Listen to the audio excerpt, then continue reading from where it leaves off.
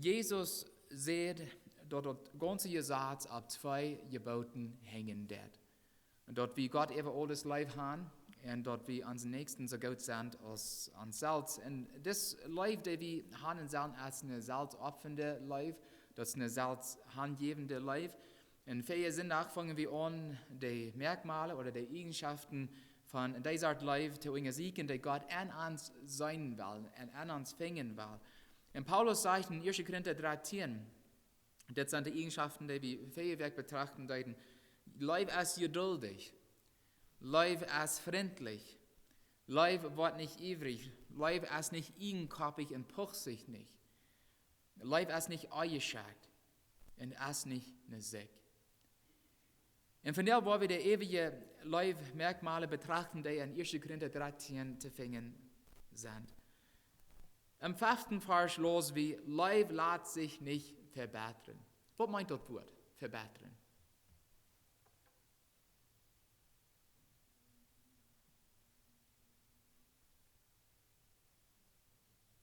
Bitte, verbessern, nicht? Wo haben wir verbessert? Oder was meint das für Herbst?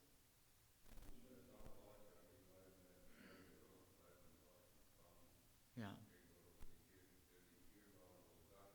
Ja, einer kann bei manchen Dingen zu uns tun oder uns sein, was uns weit tun nicht. Und wie die Menschen nicht kurz vergeben tun, dann kann wir verbessert werden, nicht? Bruder, wirst du auch noch was dazu sagen? Nicht innerlich ewig wollen. Ja. In das originale Wort wird hier als verbessern übersetzt wird als Paraxono. Und dort Wort bedient, dich bei der Link schneiden. Von der und nach sagt uns dort nicht viel. Aber dort meint, dort wir uns nicht abregen luten, dort wir uns nicht anhitzen luten, wenn Menschen uns schlecht behandeln. Wenn wir uns nur bei Leib handeln, wo wir nicht verbessert worden, aber auch nicht abgeregt worden, wenn sie uns schlecht behandeln. Das ist okay, Sinn zu hassen, nicht? Sollen wir nicht Sinn hassen? Gemäß Gottes Wort? Ja, wir sollen als Kinder Gottes sollen wir den Sinn hassen. Aber sollen wir Menschen hassen?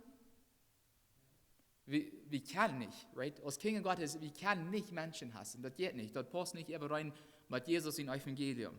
Wir sollen nicht und wir können nicht Menschen hassen, wenn wir wollen Kinder Gottes sein. Paulus schreibt in Epheser 6, Vers 12, wir haben nicht nur gegen Fleisch und Blut zu kämpfen, aber gegen gewaltige, böse Geister von den Himmelswelten und mit Gewalten und Herrschaften von am Dienstren, die über diese Welt herrschen. So, wenn wir Menschen nicht leiden können, oder wenn Menschen ans Boden tun, weil wir daran denken, Paulus sagt, wir streiten nicht gegen Menschen als Kinder Gottes. Right? Wir streiten gegen den Sinn und gegen Zutun, aber wir machen daran denken, ein jeder Mensch hat eine Säule und Gott hat alle Menschen lieb. So, deswegen soll wir nicht als Kinder Gottes Menschen hassen. Aber wir streiten gegen Zutun. Und wenn Menschen uns verlassen oder weitdown, dann ist es so leicht, hostig, was zu sein oder was zu denken oder was zu tun, was uns Leute dann sagen, Leute. Das ist mir mal passiert, ich glaube uns alle, right? Und dann, Luther, dann fällt einer so schlechte Ehe. Ich soll nicht dort sein, ich soll nicht dort tun. Und dann kann einer abends dann vielleicht nicht mehr schlafen oder was immer. Das tut uns so leid, weil wir nicht abpassen, was wir sein und denken. Jesus sagt in Matthäus 5, 43 und 44, Jesus sagt, hey, seine Tauherr, wo sie die behandeln sollen, die an weiter. Er sagt in Matthäus 5, 43, 44, die haben die hier, dass du gesagt hast, die sollst ihnen nur begaut sein und zu denen viel schlecht sein, aber ich sage ihnen, Gott sagt uns, sieht ihnen viel gut und Segen die ihnen fliegen, dort Gott für die schlecht ihnen sind, bet für die ihnen beleidigen und verfolgen. Was passiert, wenn Menschen uns weiter oder verlassen und wie die dann für die beten?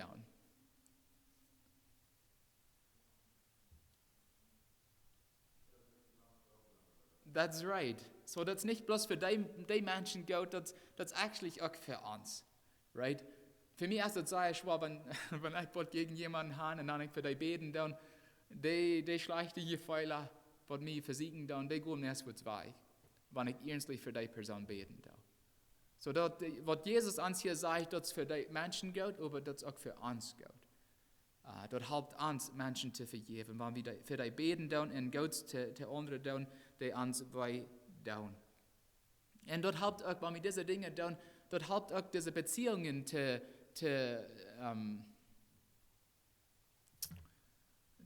abzubauen, nicht? Dass wir unsere Fien nicht mehr als Fien haben, aber als die Freunde haben.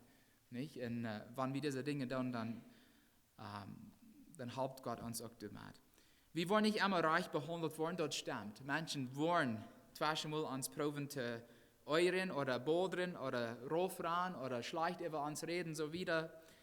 Aber wir können diese Dinge uns nicht abregen, looten. Wir mal einer mit Namen Chrysostom, und er schreibt, er sagt, dass ein Vierspratz oder Funkel an Meer fällt und kurz utgeht, ohne dort Worte zu verlassen oder weiter down, sind schlechte Duten und wird für die, deren Horten voll Leib ist. So, wenn wir eine Vierflamme haben oder eine Stock haben, was verbrennen wird, dann dem Wutter dann spielen dann, man dort das Wutter nicht, right? Und manchen wollen uns weit down, right? Aber wenn uns was voll Leib ist, dann gehen die Pfeiler ut. Die sollen utgehen. Wir können die nicht am Hort looten. Die wollen dann waschen, die wollen Tau nehmen und dann dort wird uns Jesu Leben schuden, wenn wir die am Hort looten dann. Die sollen kurz utgehen. Wenn Menschen uns weit down, dann muss Gott uns helfen, darunter denken, dass die Menschen auch Säulen haben, die ewig bleiben wollen. Und was Jesu halb fehlen dann. Wir sollen für die Menschen beten, wir sollen Gott tun für die. So, Leib lässt sich nicht verbessern, dann sagt Gottes Wort, Leib ist nicht nur drehend. Nur drehend. Und das Wort nur drehend meint Listen merken. Eine Liste merken. Wir sollen keine Liste merken von anderen ihrer Fehler. Wir sollen auch nicht vergangene Fehler immer weiter nur drehen. Evangelium bringen. Christen sollen immer vergeben können und wir sollen Krieg so vergeben, als Jesus uns unsere Sinnen vergeben hat. Wo hat er uns die Sinnen vergeben?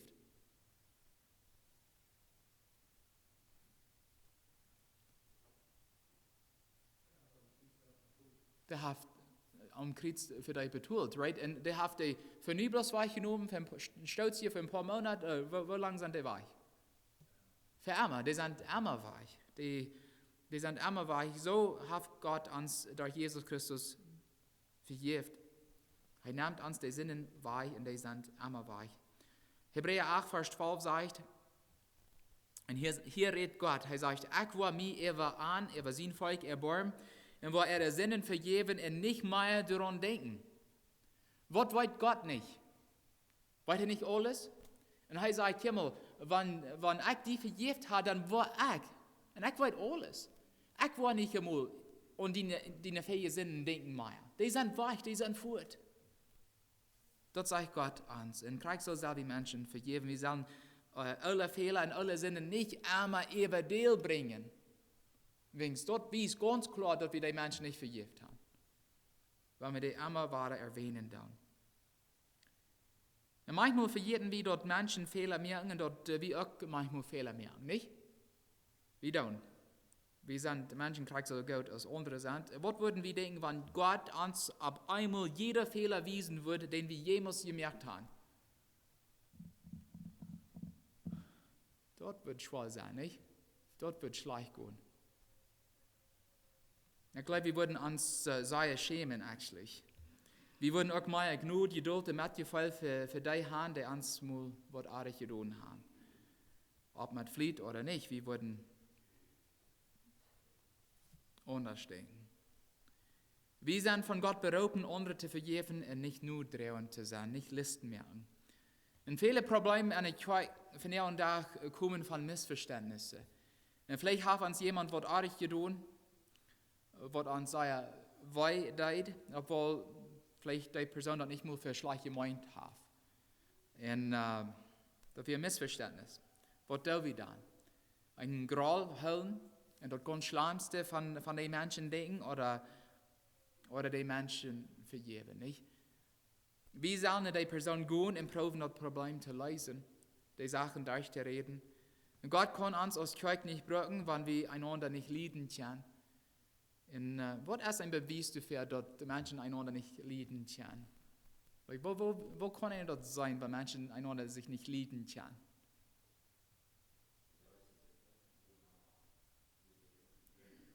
Ja, das ist ein Weg, right? Die Leute sich nicht begreifen auch andere nicht. Wonach?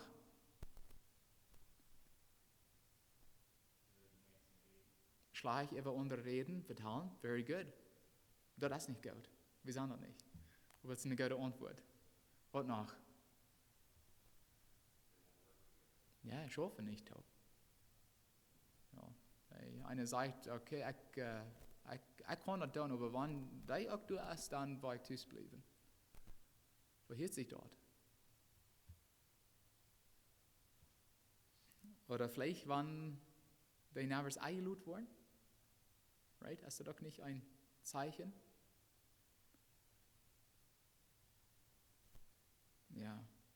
Wir sollen einander vergeben, wir sollen Probleme lösen, die durchreden. Und Jesus wird uns helfen, das zu tun. Jesus hat seine Jünger von diesen Dingen verrückt gewarnt, dass ein Tag Kinder Gottes sich so handeln würden. Er sagt in Matthäus 24, Vers 10, und dann wollen sich viele euren und sich untereinander verroten und sich untereinander nicht lieben können. Jesus sagt, ein Tag wollen meine Nachfolger oder die sich als Kinder Gottes sich behaupten, dann so wollen sie handeln und das ist nicht reich. Wo Leib ist, verhalten sich Christen nicht so. Leib ist nicht nur drehend.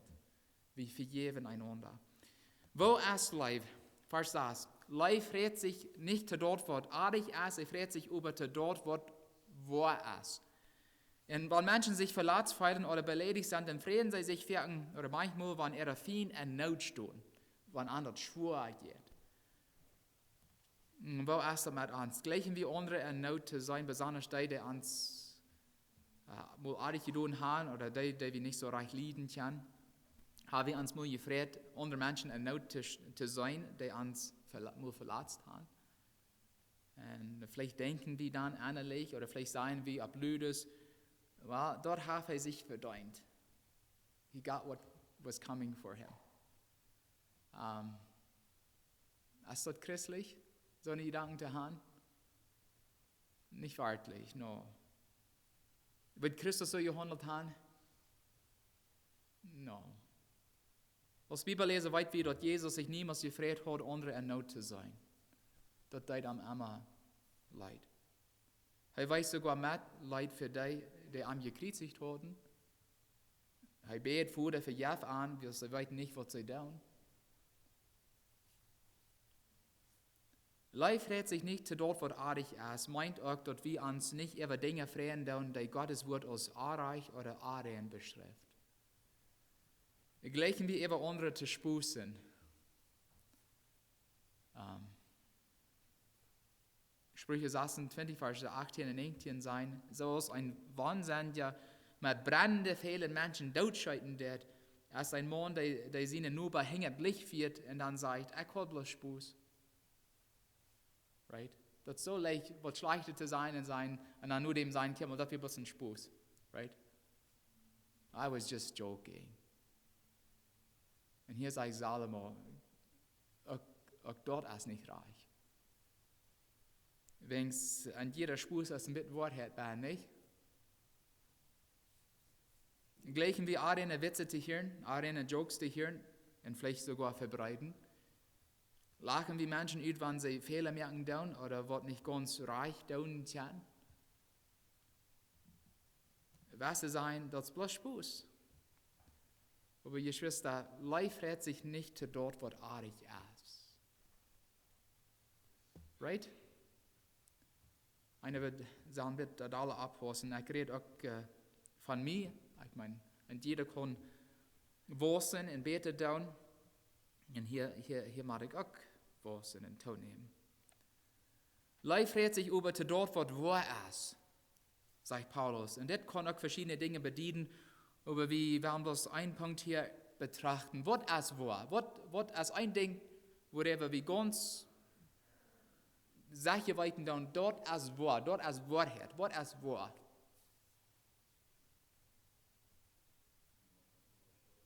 Dass wir einen Tag alle sterben wollen, right? I mean, dort ist wahr.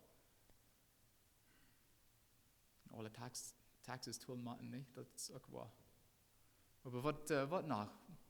Was ist ein Ding, was Gott uns gibt, was wahr ist, worauf wir uns Leben bauen können?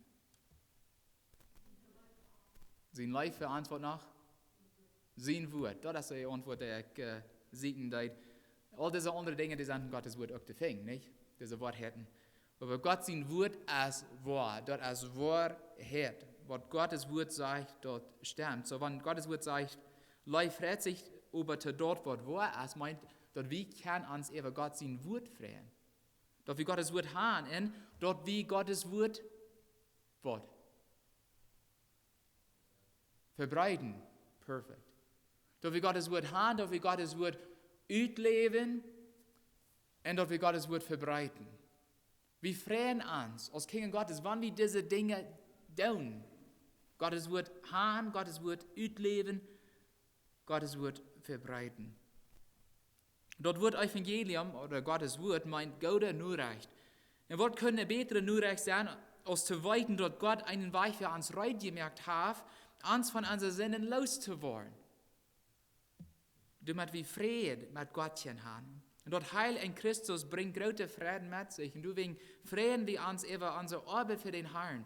Wenn wir Gottes Wort verbreiten, dann können andere dort, was wir persönlich erfahren haben, auch erfahren. Wenn wir mit anderen taub sind, ob Christen oder ob Weltmenschen, weil wir wo passend, und das ist nicht immer passend, aber wo passend von unserer Friede am Herrn reden. Und wo wir den gekriegt haben durch Jesus Christus.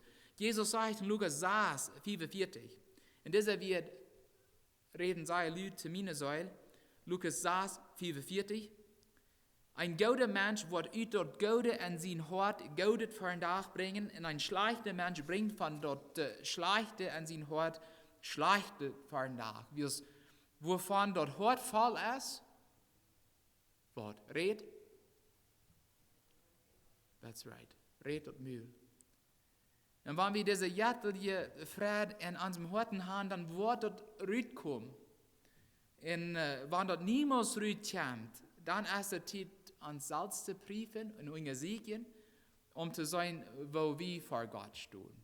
Wenn es was in uns hat, voll ist, schält Eva. Wenn wir mit Menschen taub sind, über welche Sachen reden wir immer? Ist das immer über weltliche Dinge? Ich meine, über von Arbeit zu reden, das tut nicht. Und von Wahrheit zu reden, tut auch nicht, right? Aber geht das nicht dreibbar ist dort? Und wenn es nervös dreibbar ist, diese Time geht, fehlt dann du Wort am Horten? Wegen, was das Hort voll ist, schält Eva, dort kommt, oder dort redet dort Mühl, wenn wir wieder gehen. Leif verdreicht alles, geduldig dreich sei alles. Diese wird meinen, dich todeigen. Worte verdrehen meint dich todeigen. So dass nicht rüt kann. Und Adam Clark schreibt, Leif deigt alles to, was soll to gedeigt sein. Und lasst keine Heimlichkeiten oder Geheimnisse rüt. Wer so eine Leib hat, nimmt niemals die Sünden, die Dummheiten, die Fehler oder die Anvollkommenheiten andere als Themen, worüber er reden wird. Er deigt seine Dinge zu und hält die Pflicht. Petrus sagt in 1. Petrus 4, Vers 8, über alles seid ihr nur, dass nicht jener Leib einer zum anderen stieren kann, wie das Leib deigt viele Sünden zu. Ein Bibelforscher sagt, Petrus hat hier nicht gemeint, dass ans Leib zu anderen ihre Sünden wegnimmt. Wie kann Menschen ihre Sünden nicht wegnehmen? Wie kann die nicht wegforschen? Dort kann Gott allein. Leider heißt zitiert, Sprüche 10, Vers 12, und er will uns wiesen, dass Leib Sünden nicht abdecken wird. Right?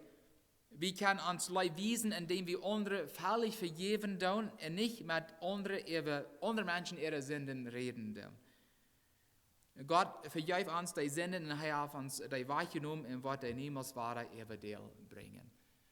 Und Paulus hat es sehr schwer am Anfang, als er sich bekehrt, right? Er ging nach Jerusalem, nehmen die Christen an, du ab? Die nehmen ihn nicht ab. Einerseits kann einer das verstehen, nicht? Was er alles zu tun hat in seiner Vergangenheit, der Kinder Gottes, die wollen ihn nicht kurz annehmen. Aber wer hat dann seinen Sieg genommen für ihn geredet?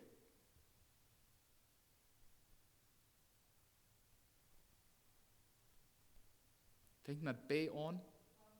Dankeschön. Barnabas, right? Er sagte der Geschwister in Jerusalem, komm, was er sagt, stimmt. Der ist nie anders geworden, der ist nie von nie geboren worden. Der ist nie Kind Gottes. Wie kann ihm vertrauen? Und die zwei haben dann nur ein Top geschafft, um Gottes Wort zu verbreiten.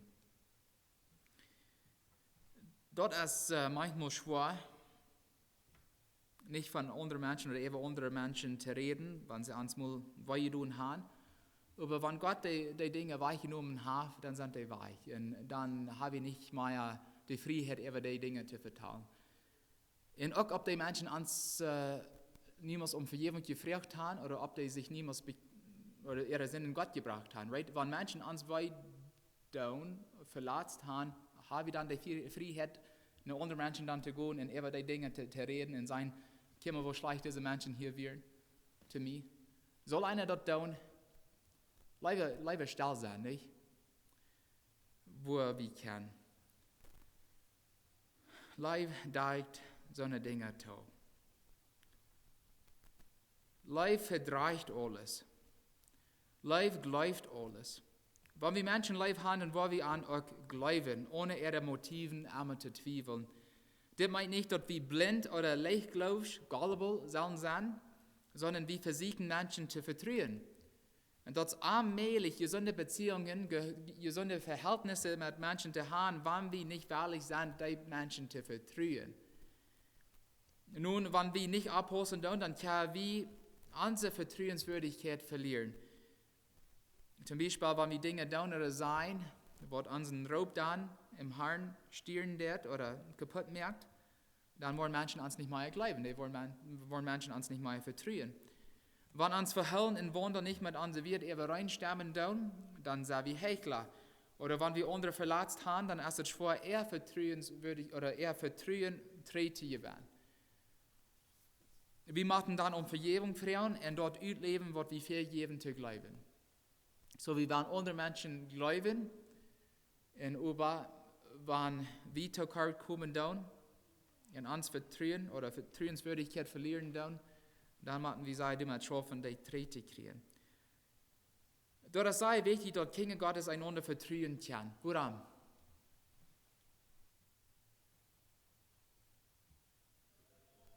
Ja, wo können wir taub schaffen, wenn wir einander nicht vertrauen? Geht nicht. Kriegst du das eine Ehelied, right? Ehelied, die einander nicht vertrauen. Ich meine, das geht doch nicht sehr glatt. Das schafft bloß nicht.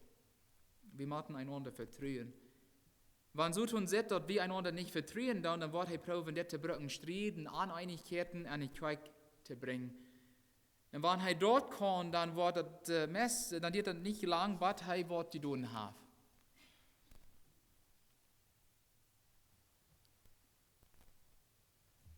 Die Kirche in zwei gespalten haben, nicht? Jesus sagt, wenn ein Haus sich spaltet, dann kann so ein Haus nicht bestehen. Wir müssen einander vertrauen können. Und das letzte Leib-Eigenschaft, das wir noch betrachten werden, als Leib hupt alles. Alles Glauben in Menschen vertrauen verlangt Glauben. Aber Hupning verlangt, dass wir Frieden und Gewissheit in uns Glauben sagen. Dann wir sind sicher, dass dort, woran wir glauben, passieren wird. Wir haben eine lebende Hupning. Ein Schreiber erklärt, dass Hupning ist ständig auf Gott zu lernen und warten, um dort zu tun, was er uns durch sein Leib versprochen hat. Paulus' Hupning in Christus ist in 2. Timotheus Kapitel 1, Vers 10 bis 12 klar zu sein. 2. Timotheus 1, Vers 10 bis 12. Er sagt, Jesus hat den Tod der Macht genommen, ein Leben in Anständigkeit und das Licht gebracht, durch das Evangelium, für das ich als Prediger, als Lehrer und Apostel eingestellt bin. Und das ist die Ursache, warum ich das leiden darf. Aber ich schäme mich damit nicht, wie ich weiß, an wem ich geglaubt habe, und ich sehe mich sicher, dass er mich dort, wo ich am anvertraut habe, bad und janen Tag bewahren kann. So, ging das Leben nicht immer gut. Er sagt hier, er muss für Jesus leiden. Aber er hat diese innerliche, diese brennende Hoffnung an sich. Und du wegen wie er wahrlich für Jesus zu leiden. Wegen er weiß, dass du kannst noch was Besseres, right? Und er will treu Jesus sein, oder treu für Jesus schaffen, but er Jesus Christus persönlich mit seinen Jungen sein wird. Und er weiß, dass er diese lebende Hoffnung können haben, wegen Jesus Christus auch lebt. Dass er von dort abgestoßen ist. Jesus sagt, dass das ganze Gesetz auf 2 Geboten hängt, dass wir Gott über alles lieb haben und dass wir uns nur bei uns selbst lieb haben. Ohne diese Agape, lieb für Gott und Menschen, wollen wir nicht in den Himmel einluten wollen. Das ist, was Gott uns sagt.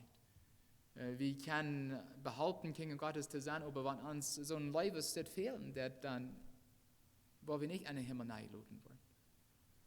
Sagt Gott oder Jesus in der Apostel uns. Ohne diese Art Leib kann wir nicht von Gott gebraucht werden. All unsere Gaben, Talenten nützen Gott nicht, wenn unsere Motiven, die zu brauchen, nicht Leib ist. So, alles, was wir ohne Leib tun, helpt Gott nicht. Sagt Gottes Wort in Paulus in 1. Korinther 13. Aber wenn wir mit jährlichen Leib voll sind, dann können wir starke und mächtige Bereitschaft in Gott seine Hände sein. Dann kann er so viele Dinge durch uns tun, wie es wie Leib an uns haben.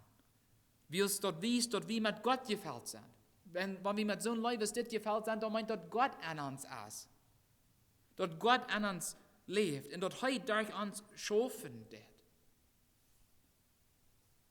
Alle anderen Gaben, die wir hier auf dieser Welt haben, wollen einen Tag nicht mehr nötig sein, liebe Geschwister. Aber der jährliche Leib wird ab immer bleiben, so wie wir am Anfang hierten. Das wird ab immer bleiben. Und das wird auch teilnehmen. Stellen wir uns dort mal vor, einen Tag Jesus Christus persönlich mit unseren Jungen zu sein. Von Angesicht zu Angesicht. Wird uns Leib, kriegt nicht in dem Moment nicht teilnehmen. Ich glaube das Wort. Paulus sagt, nun aber bleiben Glaube, Hoffnung, Liebe, diese 3, aber die Liebe ist die größte unter ihnen. Leib ist gerade als Hoffnung, ist gerade als Glauben. Und das ist so nötig, dass wir als Kinder Gottes mit dieser Agape-Leib gefällt sind. Dann kann Gott uns brauchen, dann wird Gott durch uns seine Gemeinde bauen. Möge Gott uns helfen. Amen.